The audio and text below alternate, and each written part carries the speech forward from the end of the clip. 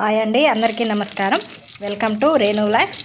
ఈరోజు వీడియో ఏంటంటే చిన్న చేపల కూర చేస్తున్నాను. మామూలుగా పెద్ద చేపలు తీసుకున్నామంటే అమ్మే వాళ్ళే పీసులుగా కట్ చేసి ఇస్తారు. కానీ ఈ చిన్న చేపలు అలా కాదు.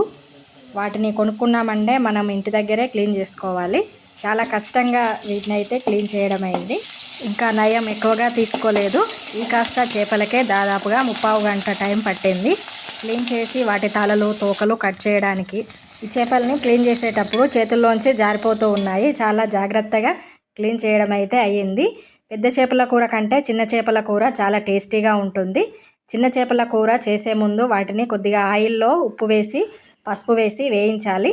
చేప ముక్కల్ని ఆయిల్లో వేయించినట్లయితే ముక్క గట్టిగా అయ్యి రుచిగా ఉంటుంది. ఎక్కువసేపు వేయించకుండా అలా వేసినట్టే వేసి ఇలా తీసేయాలి. ఎక్కువసేపు ఉంచినట్లయితే ముక్కలు గిన్నెకి అతుక్కపోయి సరిగా రావు. అందుకోసమనే ఎక్కువసేపు ఉంచకూడదు.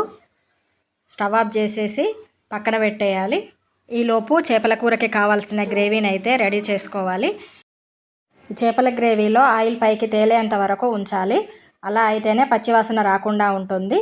ఇలా ఆయిల్ పైకి తేరుకున్న తర్వాత అందులో 2 స్పూన్స్ కారం, 1 స్పూన్ సాల్ట్ అయితే వేసాను. ఆ తర్వాత వేయించినటువంటి చేప ముక్కల్ని ఈ గ్రేవీలో వేసుకోవాలి. ఆ తర్వాత చింతపండు రసం, గరం మసాలా, జీలకర్ర మెంతుల పొడి వేసుకోవాలి. చేపల కూరకి ముఖ్యమైన ఇంగ్రీడియంట్ ఏదైనా ఉంది అంటే అది జీలకర్ర మెంతుల పొడి. అది వేసామంటే కూరకి చాలా రుచి వస్తుంది.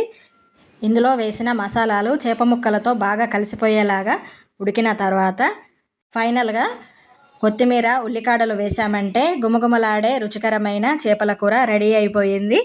అంతేనండి, రెడీ అయిపోయింది చిన్న చేపల కూర. ఈరోజు వీడియో ఇంతేనండి. నా వీడియో కనుక మీకు నచ్చినట్లయితే లైక్ చేసి షేర్ చేయండి. అలాగే మొదటిసారి వీడియో చూస్తున్నట్లయితే సబ్స్క్రైబ్ చేయండి. మరిన్ని మంచి వీడియోస్తో మీ ముందుకు వస్తాను.